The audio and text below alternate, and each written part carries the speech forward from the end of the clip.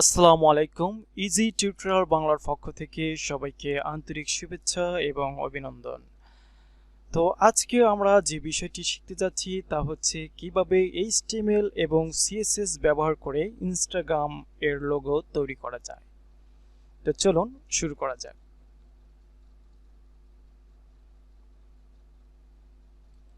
তো এই জন্য প্রথমে আমাদেরকে যেটি করতে হবে তা হচ্ছে একটি ফোল্ডার ক্রিয়েট করে নেব আমরা। নিউ ফোল্ডার একটি ফোল্ডার ক্রিয়েট করে নিলাম। ফোল্ডারের নাম দিলাম আমি লোগো। ওকে, এরপর যেটি করব তা হচ্ছে আমরা আমাদের কোড এডিটরটি ওপেন করব।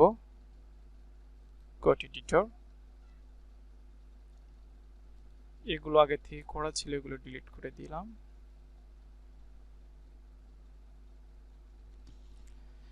এবার যেটি করব তা হচ্ছে আমরা আমাদের ফোল্ডারটিকে ওপেন করব। যে ফোল্ডারটি মাত্র ক্রিয়েট করলাম, এই যে লোগো নামক ফোল্ডারটিকে আমরা ওপেন করব। ফোল্ডারটি ওপেন করার পর এই লোগো নামক ফোল্ডারের ভিতরে আমরা আরো দুইটি ফাইল ক্রিয়েট করব, একটি এইচটিএমএল অপরটি সিএসএস।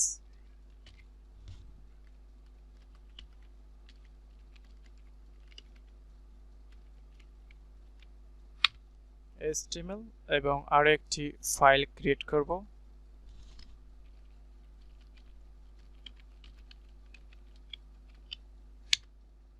ওকে, এখন যেটি করব তা হচ্ছে অবশ্যই এইচটিএমএল এর বেসিক স্ট্রাকচারটি আমরা নিয়ে নিব। এইচটিএমএল ক্লোন 5 দিয়ে এন্টার মারলেই বেসিক স্ট্রাকচারটি চলে আসবে এবং এর ভিতরে অবশ্যই আমরা সিএসএস কে লিংক করে দেব। লিংক style.css এইটিকে আমরা লিংক করে দিলাম এইচটিএমএল এর সাথে। এখন যে কাজটি করব তা হচ্ছে বডিতে অবশ্যই আমরা যে ডিপ নেব, ডিপ ক্লাস নেব, কন্টেইনার নামক কন্টেইনার, এন্টার। এবার এর ভিতরে আমাদের ইনস্টাগ্রামের যে যতগুলো ডিপ প্রয়োজন সেই ডিপগুলো আমরা এর ভিতরে নেব।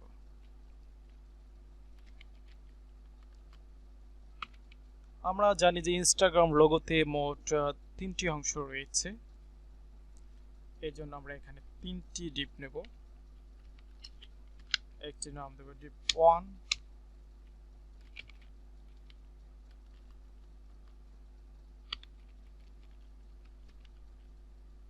2, 3।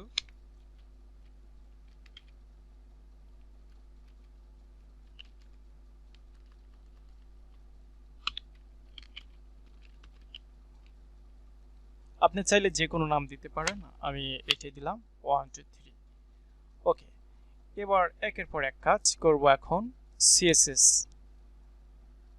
এবার এই কন্টেইনারকে ধরে এতে আমরা সিএসএস বসাবো। কপি করলাম, কপি করে চলে গেলাম style.css, অর্থাৎ সিএসএস এর যে ফাইলটি ক্রিয়েট করে রেখেছি।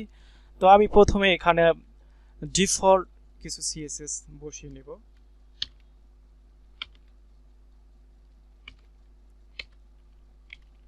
মার্জিন এবং প্যাডিংটাকে 0 করব।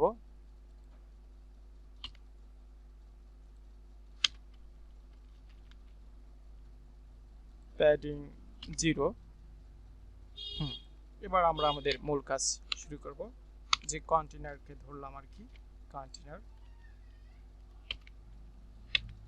এটার width 100%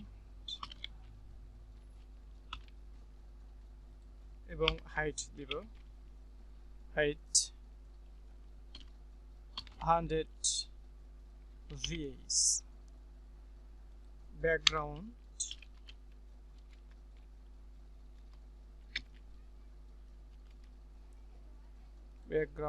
blue.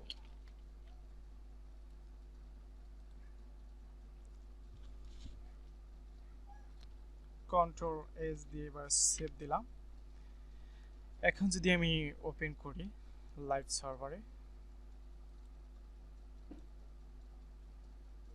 control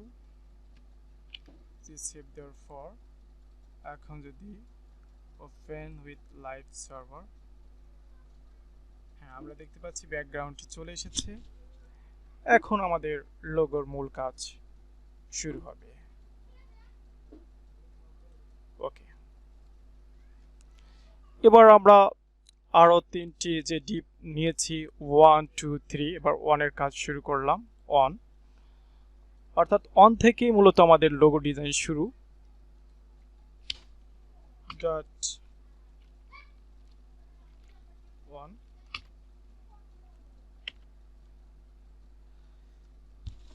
your weight 217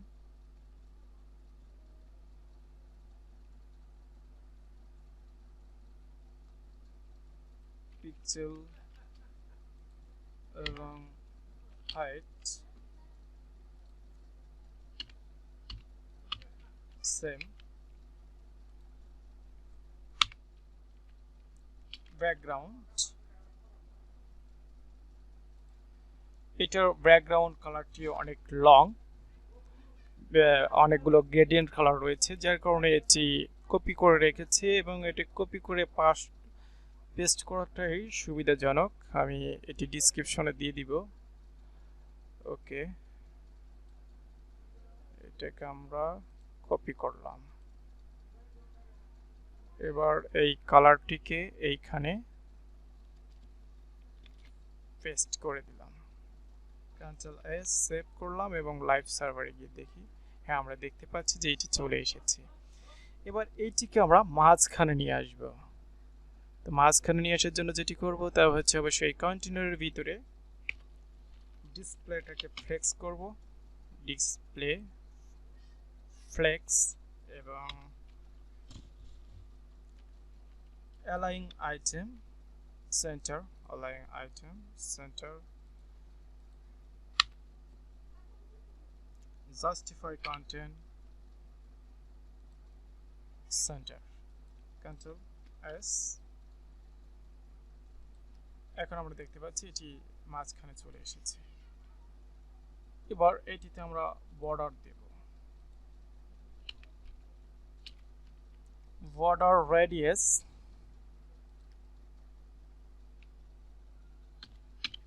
54 pixel, 54 pixel করলাম আর কি। ওকে, এখন আমরা দেখতে পাবো যে এটি হ্যাঁ হয়ে গেছে, সুন্দর হয়ে গেছে। ওকে, আমাদের 1 এর কাজ শেষ, এবার 2 এর কাজ শুরু। দ্যাট 2 আমরা 2 নামক যে ক্লাসটি তৈরি করেছিলাম সেই 2। ওকে, এটার with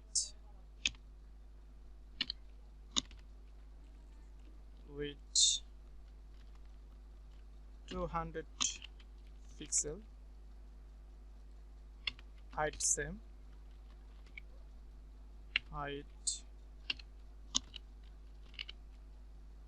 height same,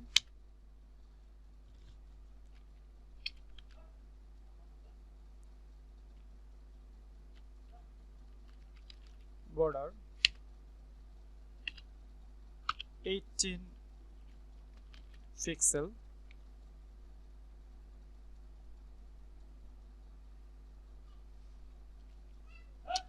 solid color white, Ctrl S।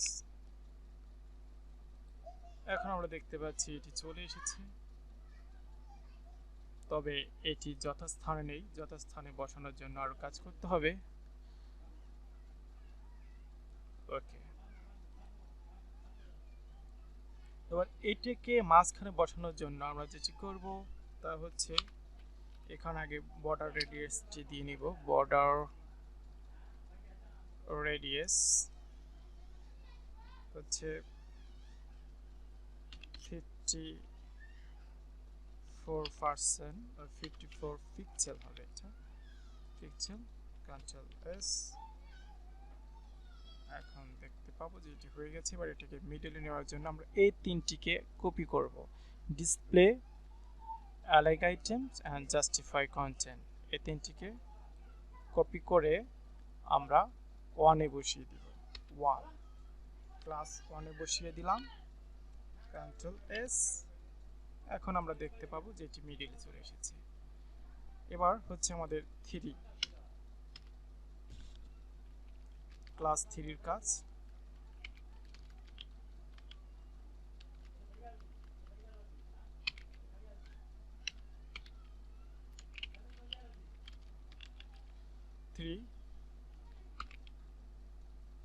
থ্রির কাজ শুরু করলাম। এটার উইথ হবে 100 pixel, with 100 pixel, height same, height 100 pixel, background border border border হবে 18 pixel, solid white.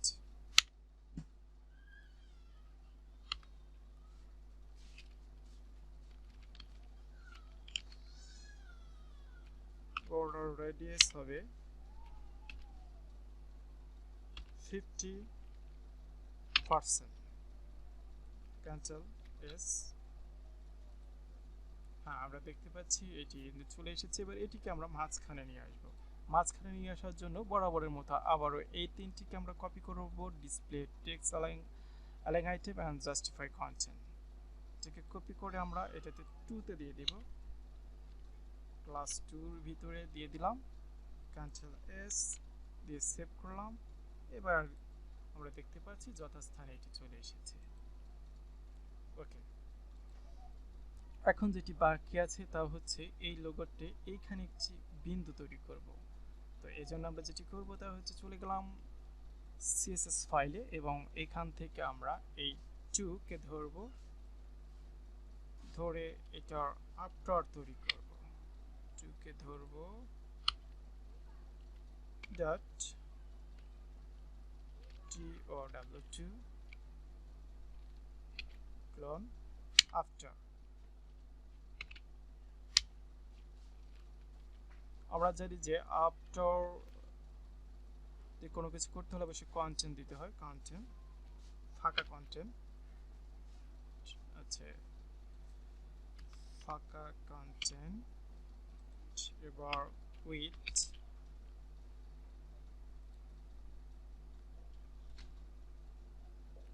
22 pixel, height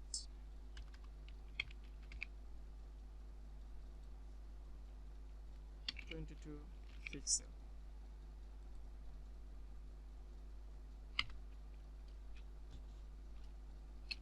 border radius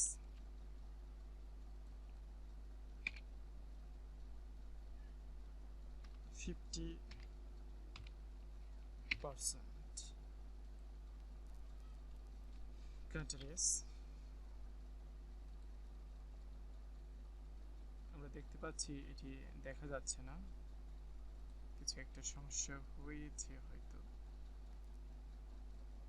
two after, ও আমরা কালারটি দিইনি, ব্যাকগ্রাউন্ড কালার,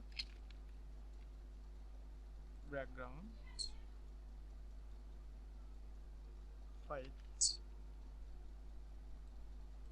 ক্যান্সেল এস। হ্যাঁ, এখন দেখতে পাচ্ছি। এবার এইটিকে আমরা এই কর্নারে নিয়ে আসবো। কর্নার নিয়ে আসার জন্য যেটি ইউজ করব তা হচ্ছে অবশ্যই আমরা পজিশন প্রপার্টিকে ইউজ করব। তো এই জন্য এইখানে আমরা পজিশন করব রিলেটিভ, পজিশন রিলেটিভ, এবং এইখানে আমরা পজিশনটাকে করব অ্যাবসোলিউট,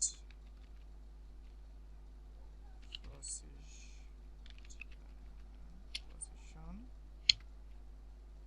অ্যাবসোলিউট। এবার এটা টপ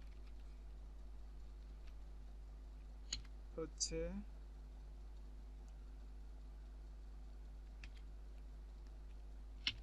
50%, 15 পিক্সেল এবং রাইট